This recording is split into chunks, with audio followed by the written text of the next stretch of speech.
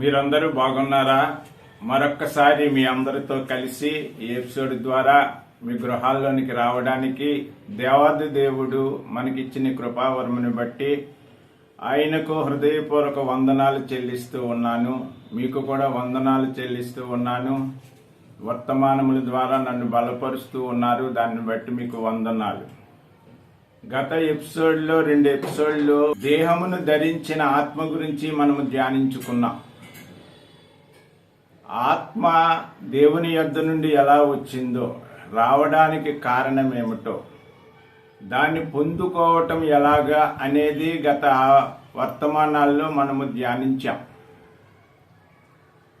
ఈ వర్తమానములో ప్రకృతి సంబంధమైన వారు ఆత్మను పొందుకోలేకపోవడానికి కారణాలు, ఆత్మ సంబంధి అయిన వాడు ఆత్మను ధరిస్తాడని గత వర్తమానాల్లో మనం ధ్యానించాం.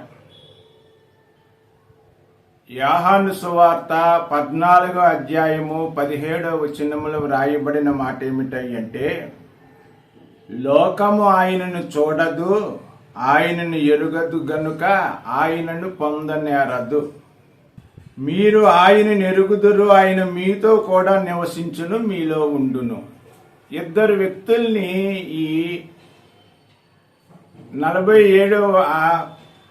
17వ వచనం మనకేమవుతుంది అంటే పరిచయం చేస్తూ ఉంది. ఒక వ్యక్తి ఆత్మను పొందుకోనివాడు, రెండో వ్యక్తి ఆత్మను పొందుకున్నవాడు. ఈ మొదటి వ్యక్తి గురించి మనము ఈ దినాన్ని ధ్యానిద్దాం.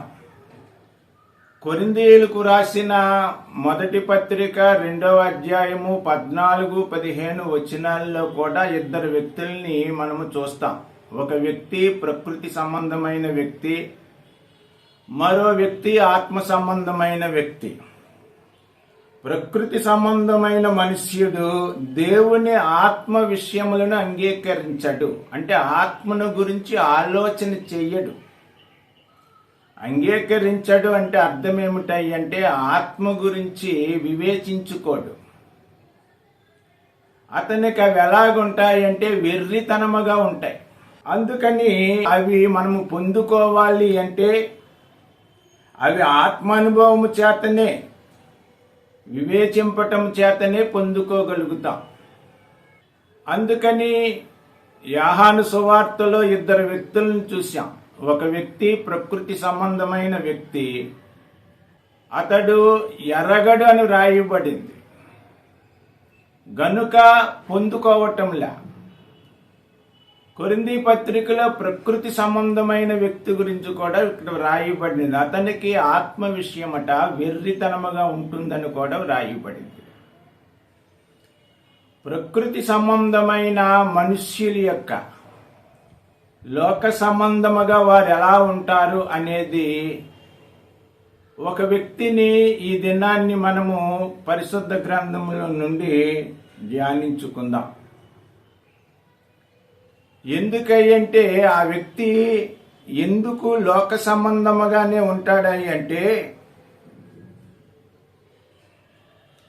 రోమా పత్రికలో మనము ఒక మాటను చూసినట్లయితే 8వ అధ్యాయములో 5వ వచనములో ఇక్కడ కూడా 2 వ్యక్తుల గురించి రాయబడుతుంది. శరీరానుసారులు శరీర విషయముల మీద మనస్సు నుంతురు, ఆత్మానుసారులు ఆత్మ విషయముల మీద మనస్సు నుంతురు. శరీరానుసారమైన మనస్సు మరణము, ఆత్మానుసారమైన మనస్సు జీవమును సమాధానమునై ఉన్నది అనే మాట ఇక్కడ కనిపిస్తుంది. ఇక్కడ కూడా 2 వ్యక్తులు కనిపిస్తూ ఉన్నారు. శరీరానుసారమైన వ్యక్తి, ఆత్మానుసారమైన వ్యక్తి. ఆత్మానుసారులు ఆత్మ విషయము మీద గురి కలిగి ఉంటారు. శరీరానుసారులైతే శరీరము మీద గురి కలిగి ఉంటారు. పరిశుద్ధ గ్రంథమైనా ఇతర గ్రంథాలైనా మనకు వెల్లడించేది ఏమిటంటే ఆత్మ ఉన్నది అని. ఆత్మను సంరక్షించుకోవలసిన బాధ్యత మానవుడికి ఉన్నది అని. దానిని సంరక్షించుకోవటమే భక్తికి మూలమని ప్రతి గ్రంథము కూడా వ్రాస్తూ ఉంది. ఆత్మను మనము సిద్ధపరచుకోకపోతే, గత వర్తమానాల్లో మనం విన్నాం, మన జీవితాంతము కూడా మనతో ఉన్న ఆత్మ ఏమవుతుందనేది మానవుడు ఎప్పుడు ఆలోచన కలిగి ఉండాలి. ఆ ఆలోచనే భక్తికి తార్కాణం. అందుకని శరీరానుసారులైతే శరీరము మీద మనస్సును ఉంచుతారు, ఆత్మానుసారులైతే ఆత్మ మీద మనస్సును ఉంచుతారు. పరిశుద్ధ గ్రంథములో మనము ఒక వ్యక్తిని చూసినట్లయితే, లూకా సువార్త 12వ అధ్యాయము 13వ వచనాన్ని మనము ధ్యానిస్తే, అక్కడ ఒక వ్యక్తి యేసు ప్రభు దగ్గరికి వచ్చాడు. అతను ఎవరే అంటే శరీర సంబంధి అయిన ఆలోచనలతో కలిగిన వాడు. వారికి కొంత ఆస్తి ఉంది. అన్నదమ్ములిద్దరికీ ఆస్తిలో తగాదాలు ఉన్నాయి. ఆ వ్యక్తి యేసు ప్రభు దగ్గరికి వచ్చి అడుగుతున్నాడు, బోధకుడా, నా సహోదరుడికి నాకు ఆస్తి తగాదాలు ఉన్నాయి. నా సహోదరుడితో నువ్వు చెప్పి నా ఆస్తి నాకు ఇప్పించమంటున్నాడు. ఈ వ్యక్తి ఎవరై అంటే ప్రకృతి సంబంధమైన వ్యక్తి. యేసు ప్రభు ఈ లోకంలోనికి ఎందుకు వచ్చాడో, యేసు ప్రభు తన బోధలంతటిలో కూడా చెప్పేదేమిటంటే, పరలోక రాజ్యం సమీపిస్తూ ఉంది, దానిలో మీరు ప్రవేశించాలి అంటే ఆత్మ సంబంధమైన అనేక విషయాలు బోధిస్తూ ఉంటే, ఆ వ్యక్తి యేసు ప్రభు దగ్గరకు వచ్చి అడుగుతున్నది ఏమిటంటే శరీర సంబంధమైన వాటిని అడుగుతూ ఉన్నాడు. ఈ దినాన్ని మన భక్తి అక్కడే ఆగిపోతుంది. శరీర సంబంధమైన వాటి విషయంలో ఆయన కార్యాల నిమిత్తము ఎదురు చూస్తూ ఉన్నాము, కానీ ఆత్మలను రక్షించుకోవడానికి ఆయన ప్రబోధాలు ఉన్నాయని, ఆత్మను మనము రక్షించుకోవడానికి ఆ ప్రబోధాలను మనము అంగీకరించాలి, అనుసరించాలని మానవుడు తెలుసుకోలేకపోతూ ఉన్నాడు. అందుకని వారి పిత్రార్జితమటది. నేను హక్కుదారున్నయ్యా, నాకు హక్కు ఉంది, నా సహోదరుడు అన్యాయం చేస్తూ ఉన్నాడు, నాకు న్యాయము తీర్చమని యేసు ప్రభు దగ్గరికి వచ్చినట్లుగా మనకి ఇక్కడ కనిపిస్తూ ఉంది. ఈ 12వ అధ్యాయము 14వ వచనములో రాయబడిన మాట, ఆ వ్యక్తితో యేసు ప్రభు చెబుతున్న మాట, ఓయి మీ మీద తీర్పరిగానైనను పంచిపెట్టువానిగానైనను నన్నెవ్వడు నియమించినని అతనితో చెప్పెను. మరియు ఆయన వారితో, మీరు ఏ విధమైన లోభమునకు ఎడమివ్వక జాగ్రత్త పడండి, ఒకని కలిమి విస్తరించుట వాని జీవమునకు మూలము కాదని చెప్పెను. ఇక్కడ చెబుతున్న మాట ఏమిటంటే, లోభానికి ఎడమివ్వకండి. లోభమనగా అర్థం ఏమిటంటే అత్యాశ. దానికి చోటివ్వకండి అంటే ధనము మీదే మనస్సు పెట్టుకోకండి. పరిశుద్ధ గ్రంథం అంటున్నది, మీ ధనం ఎక్కడైతే ఉందో మీ హృదయము కూడా అక్కడే ఉంటుందని. అందుకని ఇక్కడ అంటున్న మాట ఏమిటంటే, ఏ విధమైన లోభమునకు దురాశకు చోటివ్వకుండా, ఎందుకంటే ఒకనికి కలిమి విస్తరించుట, లోక సంపదను విస్తరించుట వాని జీవమునకు మూలము కాదట. అది ప్రాణానికి లేదా ఆత్మకి దీవెన కాదు. ప్రకృతి సంబంధమైన ధనము నిమిత్తమే మానవుడు ప్రాకులాడుతూ ఉన్నప్పుడు ప్రకృతి సంబంధమైన మనుష్యుడిగా ఉంటాడు.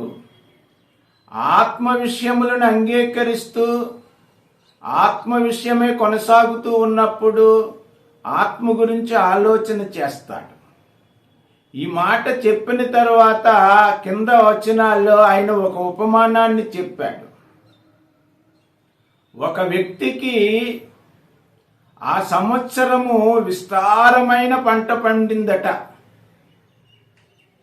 తనకున్న కొట్లను చూసుకున్నప్పుడు ఈ సంపదంతా అందులో పట్టడానికి అవకాశం ఉండదు గనక ముందుగా తన కొట్లను విప్పి చాలా విస్తారమైన కొట్లు కట్టుకున్నట్లుగా అక్కడ మనకు కనిపిస్తూ ఉంది. దాని నిండా తాను సమకూర్చిన సంపదనంతా, తినుబండారాలు కానివ్వండి, మిగిలిన సంపద కానివ్వండి, దాని నిండా నింపుకున్న తర్వాత తన మనస్సుతో తాను అనుకుంటున్నాడట. 18వ వచనములో కనబడుతుంది, నా కొట్లు విప్పి వాటికంటే గొప్ప వాటిని కట్టించి అందులో నా ధాన్యం ఎంతటిని, నా ఆస్తిని సమకూర్చుకొని నా ప్రాణముతో, ప్రాణమా అనేక సంవత్సరములు విస్తారమైన ఆస్తి నీకు సమకూర్చబడి ఉన్నది, సుఖించుము, తినుము, త్రాగుము, సంతోషించుమని చెప్పుకుందునని మనస్సులో తలపోస్తూ ఉన్నాడట. చాలా సంతోషముగా ఉన్నాడు. తన సంపదను చూసి ఆనందిస్తూ ఉన్నాడు. తాను ఉన్నంత కాలమే కాదు, తరతరముల వరకు సరిపోయినంత ఆస్తిని నేను సంపాదించాను, నేను ఎంత అదృష్టవంతుణ్ణి అని తన మనస్సుతో తాను చెప్పుకుంటూ ఉన్నాడు. రాబోయే దినముల్లో తాను సుఖించే దాని నిమిత్తము ఎదురు చూస్తూ ఉన్నాడు. నేను ప్రయాసపడి సమస్తమును సంపాదించుకోగలిగానని ఆనందిస్తూ ఉన్నాడు. కానీ ఆ వ్యక్తితో దేవుడు అంటున్న మాట ఏమిటంటే, అయితే దేవుడు వెర్రివాడా అంటున్నాడు, తెలివి లేనివాడా అంటున్నాడు. తెలివి లేనివాడిగా నువ్వు ఆలోచిస్తున్నావు, నువ్వు వెర్రితనముతో ఉన్నావు, లోక సంపద శాశ్వతం అనుకుంటూ ఉన్నావు. ఇది అనుభవించడానికి నీ జీవితము కూడా శాశ్వతం అనుకుంటూ ఉన్నావు. కానీ మానవుని జీవితము అశాశ్వతమైనదని ఎరగలేని ఆధ్యాత్మిక లేమిలో నీవు ఉన్నావు అని ఆ వ్యక్తితో అంటున్నాడు. నువ్వు తెలివి తక్కువ వాడిగా, తెలివి తక్కువగా ఆలోచిస్తున్నావు. నిజమే, ఆత్మ సంగతులు అంగీకరించని వాడు ఎంత భక్తి చేసినా ఆ భక్తి ఏమవుతుందా అంటే వ్యర్థముగానే ఉంటుంది. ఎవరైతే ఆత్మ సంగతులను వివేచింపగలుగుతామో, ఆత్మను సంరక్షించుకోవడానికి భూమి మీద మన జీవన క్రమాన్ని ఎలాగైతే దేవునికి ఇష్టముగా మలుచుకుంటామో, వారి ఆలోచనలో మార్పు ఉంటుంది. దేవుని పక్షముగా నేను ఎలాగున్నాను, నా జీవన క్రమాన్ని దేవునికి ఇష్టమైనదిగా నేను ఎలా కొనసాగిస్తున్నానని ఆలోచన కలిగి ఉంటాడు. కానీ ఈ వ్యక్తితో దేవుడు అంటున్నాడు, వెర్రివాడా, ఈ రాత్రి నీ ప్రాణమును అడుగుచున్నాను. ఈ రాత్రే ఒకవేళ నీవు భూమిని విడవలసి వస్తే నీవు సిద్ధపరిచినవి, నువ్వు ఆనందిస్తున్నవి, నీ మనస్సు సంతోషిస్తున్నవి ఎవని వగుతాయి, నీకేమి తెలుస్తుంది అంటున్నాడు. ఎందుకంటే దేవుని ఎడల ధనవంతుడు కావాలట. ఇక్కడ అదే చెబుతున్నాడు. దేవుని ఎడల ధనవంతుడు కాక తన కొరకు సమకూర్చుకునేవాడు అలాగునే ఉండినని చెప్పాను. యేసు ప్రభువు అనేక వర్తమానాల ద్వారా, అనేక ఉపమానాల ద్వారా ప్రకృతి సంబంధమైన మనుష్యుని యొక్క ఆలోచనలు ఎలాగుంటాయో, ఆత్మ సంబంధి అయిన మనుష్యుని యొక్క ఆలోచనలు ఎలాగుంటాయో,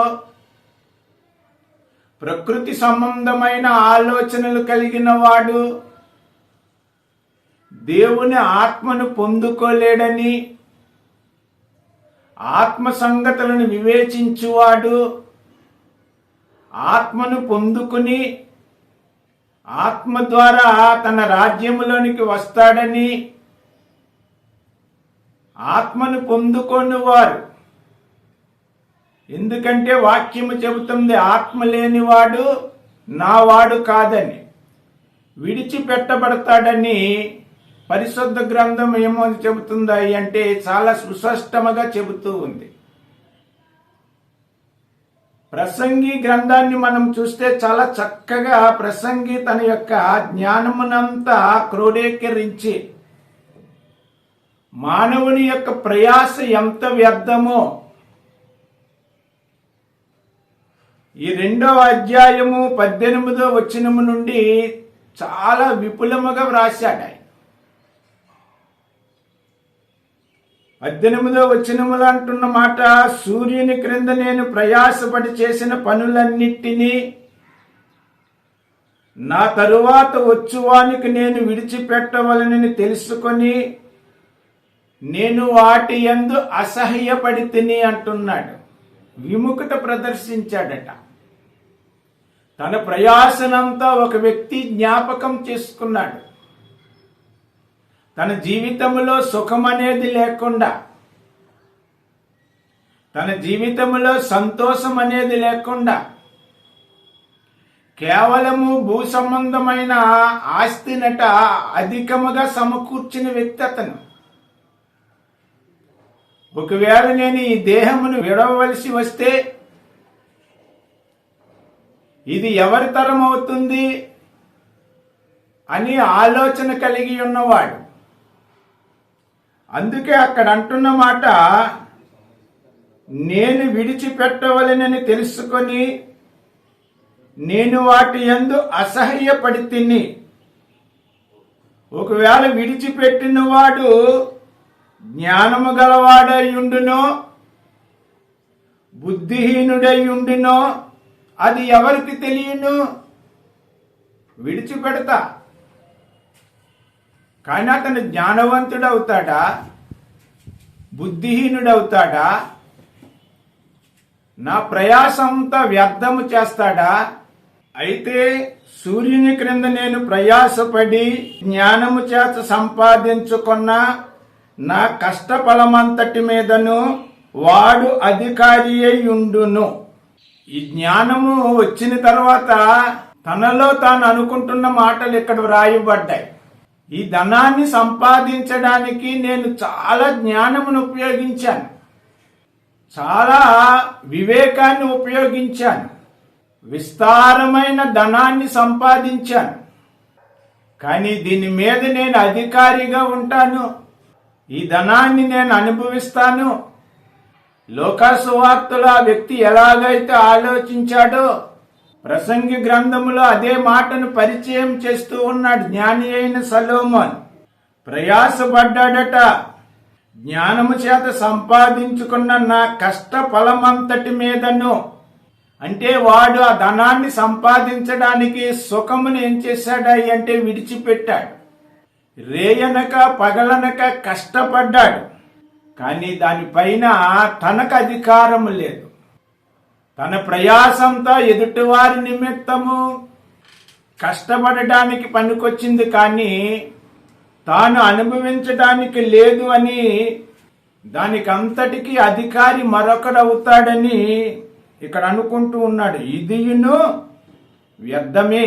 ఎందుకంటే సూర్యుని కింద నేను ప్రయాసపడిన ప్రయాసను అంతటినీ ఒకసారి జ్ఞాపకం చేసుకుంటూ ఉన్నాడు.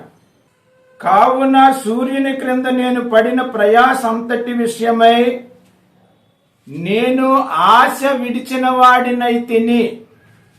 దానినంతటిని చూచినప్పుడు ఇదేది నాకు సొంతము కాదు, నా ప్రయాస, నా కష్టము, నా జ్ఞానము, నా తెలివి, నాకున్న లోక సంపదని సంపాదించాలనే కాంక్ష అన్నిటి మీదనట ఆశ విడిచిపెట్టుకున్నాడట.